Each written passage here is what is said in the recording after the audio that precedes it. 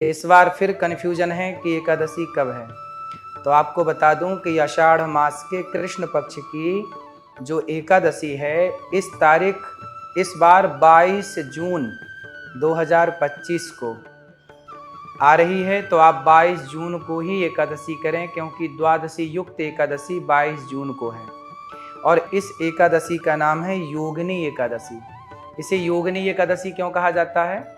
कहते हैं कि एक बार कुबेर के दरबार में, कुबेर के राज्य में, स्वर्ग लोक में जो कुबेर जहां विराजते हैं, तो कुबेर भगवान शिव के बहुत बड़े पुजारी हैं। एक दिन अपने हेम नाम के माली को कुबेर ने कहा कि जाओ बगीचे से भगवान शंकर के लिए पुष्प लेकर के आओ।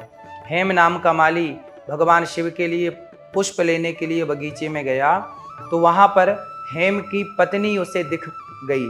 तो वो अपनी पत्नी में डूब गया, आसक्त हो गया और अपने पत्नी के साथ वह रमण करने लग गया। तो पुष्प लाने में हो गई देर। कुबेर ने अपने मंत्री से कहा कि जाओ, हेम को मैंने भेजा है कि वो पुष्प लेकर आए, अभी तक तो आया नहीं। मंत्रियों ने जाकर देखा तो वो अपनी पत्नी के साथ बगीचे में क्रीड़ा कर रहा है, रमण कर रहा है, पत्नी के साथ मस्त है।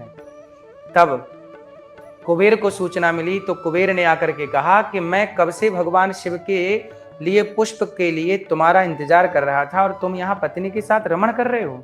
ये कोई वक्त है पत्नी के साथ रमण करने का? ये पूजा आराधना का समय है।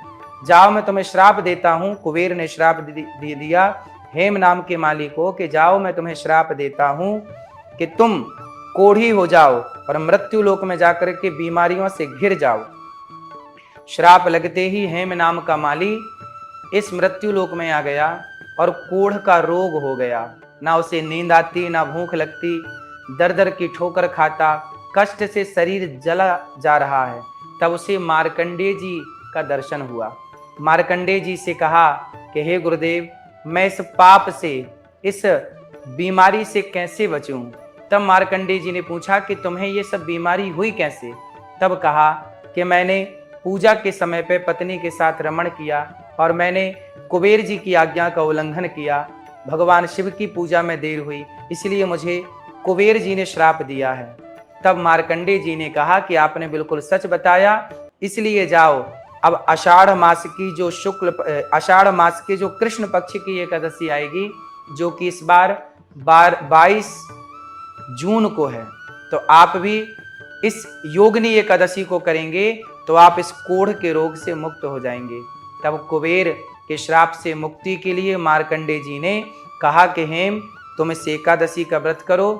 88,000 ब्राह्मणों को भोजन कराने का जो पुण्य मिलता है, वह मात्र योगिनी एकादशी का व्रत कर लेने से प्राप्त हो जाता है। तो जाओ, आप इस व्रत को करो। हेम ने जब आषाढ़ मास के कृष्ण पक्ष की एकादशी का जब व्रत किया, तो वह सारे पाप से मुक्त हो गया और पुनः वह कुबेर के धाम में पहुंच गया और अपनी पत्नी के पास फिर वो रहने लग गया और अब शिव की आराधना करके अपना कल्याण करना चाहता है।